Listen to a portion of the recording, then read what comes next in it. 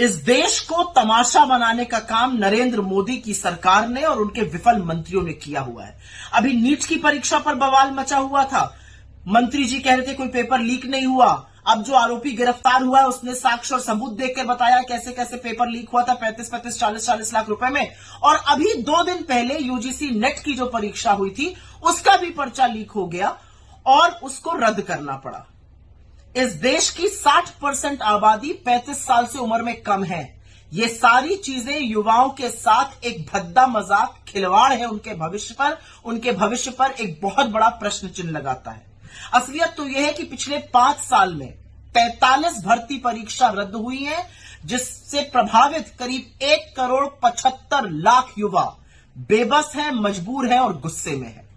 पर ऐसा क्यों होता है कि क्या सरकार ने इससे पहले परीक्षाएं नहीं कराई हैं?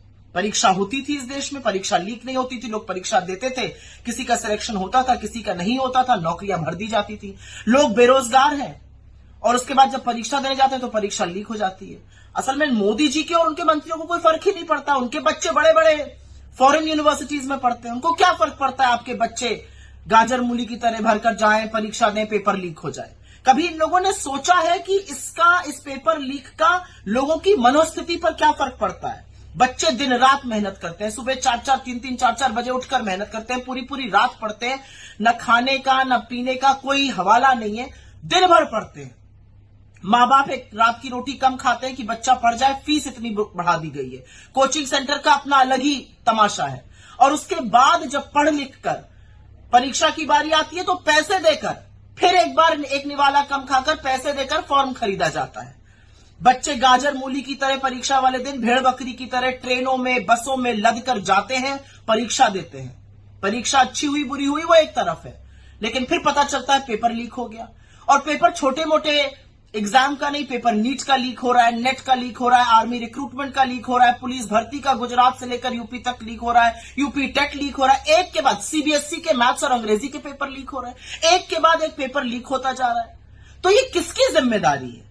ये जो पेपर लीक माफिया है इसके खिलाफ कार्रवाई कौन करेगा और कार्रवाई क्यों नहीं हो रही है? और हर बार कहीं ना कहीं पेपर लीक माफिया के जो तार हैं वो या तो गुजरात से या भाजपा से जुड़े हुए पाए जाते हैं। भाजपा के नेता उसमें संलग्न रहते हैं। लपक के आके क्लीन चिट दे दी धर्मेंद्र प्रधान ने, पेपर लीक नहीं हुआ। अब क्या बोलेंगे जब नीट का पेपर लीक हुआ? 24 लाख बच्चे वहां पर, यूजीसी नेट में 10 लाख लोगों ने इम्तिहान दिया। कौन जिम्मेदार है इन चीजों का? तो असलियत यह है कि पूरी तरह से उदासीन, पूरी तरह से अकर्मण्य और सरकार की विफलता का जो सबसे बड़ा दंश है, जो सबसे बड़ा दर्द है, वो इस देश के युवा को झेलना पड़ रहा है।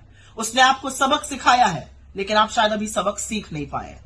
लेकिन इस देश के भविष्य के साथ, इस देश के युवाओं के साथ खिलवाड़ करना बंद कर दीजिए।